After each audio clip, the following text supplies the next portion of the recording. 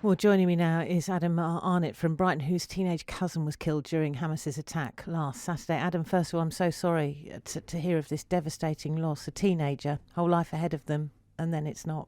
Tell us how you heard this news. When the attacks unfolded on Saturday, the first I did was check in with the local Jewish community groups here that are protecting synagogues and Jewish people as they go to their Shabbat services. I'm a volunteer for the Community Security Trust, which protects synagogues and stands guard outside and makes sure that the buildings are secure. So my first duty was for my local community to make sure everyone was safe and sound. I put on my stab vest and I started running over to the synagogue to stand guard because unfortunately when attacks like these happen in Israel and Palestine, then Jews in this country often face increasing anti-Semitism and threats. While I was on my way, I was checking in on family and trying to get updates from everybody as much as I possibly could. And of course, it's very difficult in the first hours to catch up with everybody at once. Slowly but surely, I started to hear from people, and I started to feel more and more reassured. But there were increasingly people that I wasn't hearing from, and it was only until the next day, Sunday evening, that I heard the awful news about Mayan and her father. Mayan was murdered when she was hiding in a bomb shelter in the kibbutz near the Gaza border, and they broke down the door and killed her. Her father has been abducted by Hamas, and his fate is currently unknown. Just devastating.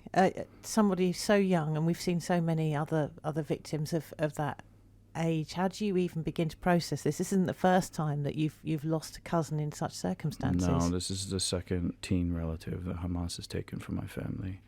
My cousin Orly, she was 16 years old, a bright spark, a talent in football, with her club in Haifa, a whole future ahead of her. She was having lunch with her mother and her sister at an Israeli-Arab restaurant in Haifa, which is one of the most peaceful and coexistent communities in Israel, between Israeli Arabs and Israeli Jews and Christians. And this particular restaurant was owned by Israeli Arabs, and Hamas targeted it as a symbol of coexistence, which they can't abide. And they blew it up, and they killed my cousin Orly, 16 years old. And you're seeing, as you say, the repercussions here. You talk about putting a stab vest on, heading to the synagogue, and tell us about the level of anti-Semitism then that is beginning to materialise. Well, the CST at the moment is the Community Security Trust, which is a charity that looks after Jewish organizations and buildings around the country and the security of the Jewish community. They reported a dramatic increase in anti-Semitic incidents, threats. There have been several arrests. I think the records now have been broken for what's transpired in the last week versus any other conflagration that's happened in Israel and Palestine. I think I don't have the exact numbers off the top of my head, and of course they're climbing every day because more and more incidents are being reported, and counterterrorism police are also involved.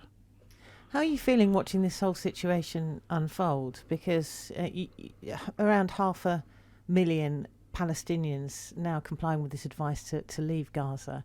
Lots of innocent people are caught up in this. Of course, nobody wants to kill innocent people. I feel for every innocent life lost on all sides, and my heart goes out to every family that has lost a relative. Every Israeli, and I think it's important for people to understand that many of the victims of the Hamas terrorist attack were also Arab. And they were Muslims, and they were Christians, and they were Buddhists. They had Thai guest workers that were murdered and had their heads cut off with hoes and farming equipment. Brutal scenes. Everybody's a victim here of Hamas. Hamas is a terrorist organization, and it needs to be dealt with.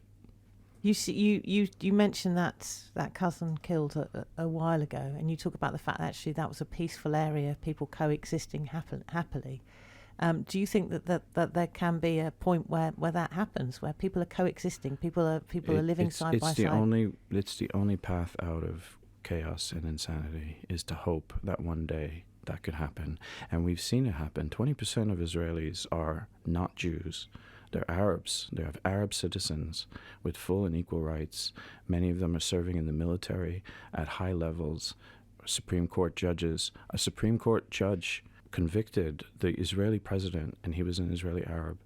The head of one of Israel's largest banks is an Israeli Arab.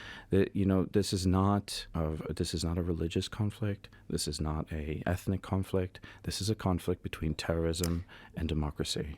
In terms of what you're seeing then, we've got a Jewish community locally of 2,000 to 3,000 people. And how is that affecting the way that you live your daily life? Is it having a big impact on you? Well, first of all, most British Jews, be they locally or around the country, will have some family or friends living in Israel and will be caught up and affected by this. It's just how we are. This is the largest massacre of Jews since the Holocaust. Unfortunately, many of the local community here are fearful.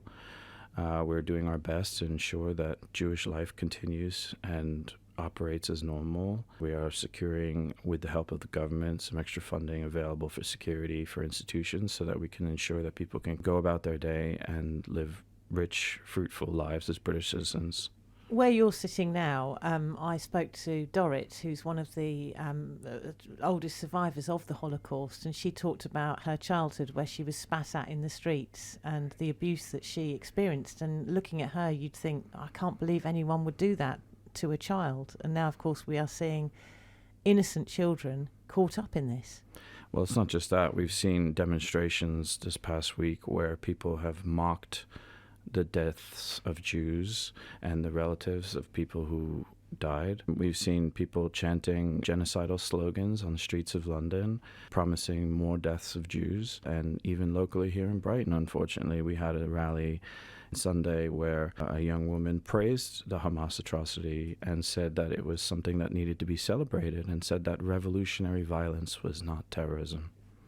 Well, thank you so much for joining us in the studio and sharing your story. Very good to have you with us this morning. If you'd like to add anything, you can get in touch on text, on email, and share your stories as well.